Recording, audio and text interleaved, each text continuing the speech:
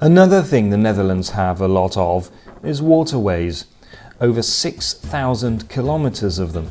That's 3,700 miles in a country about twice the size of New Jersey, so it's not long before you find yourself having to cross one. Sometimes this means taking a ferry, as here on the River Lek at the city of Schoonhoven.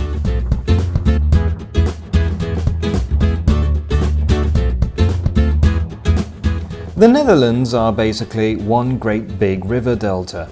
Well, actually three. The rivers Rhine, Meuse and Scheldt converge here in a complex system of distributaries and islands.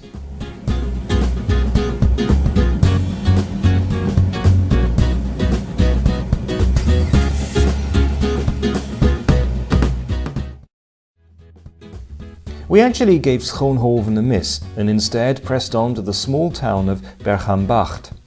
Not for any particular reason, it just happened to be on our route and we needed something to drink. Apparently, the locals are famed for their obsession with removing every last weed from the cracks between paving stones, but actually all of the towns and villages we passed through were neat, tidy and prosperous. And buzzing with life. In most West European countries, a town the size of this one would be dead, killed off by giant out-of-town shopping centres, but it seems the Dutch prefer to shop in their own local communities. Inevitably, Bergambacht has a windmill. Oddly, although most people associate windmills with the Netherlands, they were probably invented in England. Certainly, while the English developed windmills that automatically turned towards the wind, Dutch windmills had to be turned by hand. But the Dutch have been more successful in preserving their heritage, although of course the Industrial Revolution made them largely redundant. Windmills were used for grinding corn, powering sawmills, and especially important for the Netherlands, pumping water.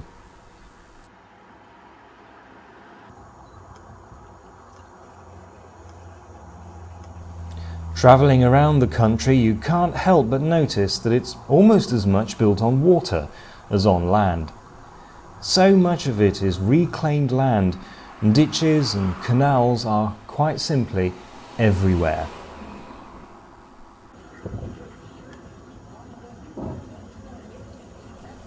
Bergambacht, believe it or not, was actually our first stop in Holland, which may surprise those who use the word Holland to describe the whole of the country of the Netherlands. This is incorrect. The country actually consists of 12 provinces, and only 2 of these, called naturally North Holland and South Holland, can properly be called Holland.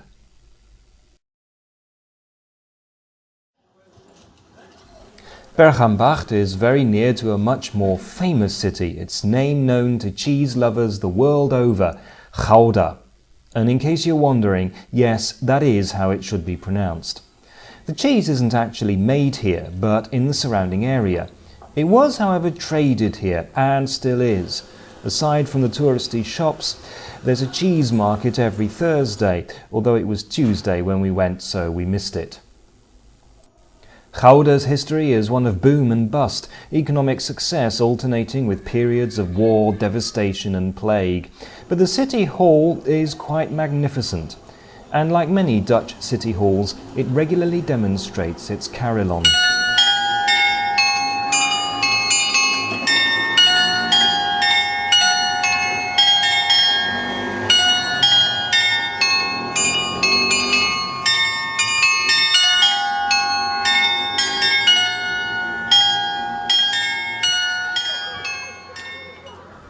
St. John's Church, built during the 15th and 16th centuries, is the longest in the Netherlands and especially famous for its stained glass windows, which of course we didn't see.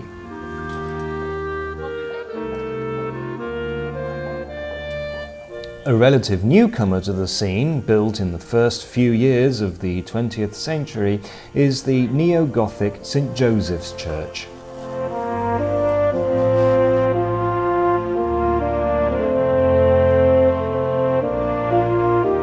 Gouda also features canals built in the Middle Ages. The city did begin a programme of filling them in after the war, but stopped in the face of public protest. The city grew on a waterway that formed part of a trading route from the Baltic Sea to Flanders and France, and the old harbour has been turned into a sort of open-air museum.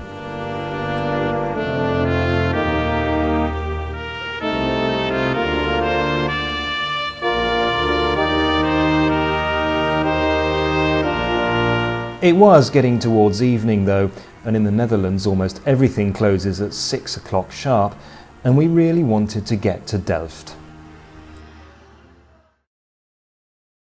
We chose the city of Delft because it's a convenient base from which to explore Holland. The next day we took the train to Amsterdam because driving in Amsterdam is just a bit too scary. And you wouldn't believe the number of bicycles parked at the station. It's not a stereotype. The Netherlands have a population of about 16 million and an estimated 18 million bicycles. 27% of all trips are made by bike, compared with 1.3% in the UK or 0.9% in the US. A Dutch citizen cycles on average 900 kilometres, that's 560 miles per year.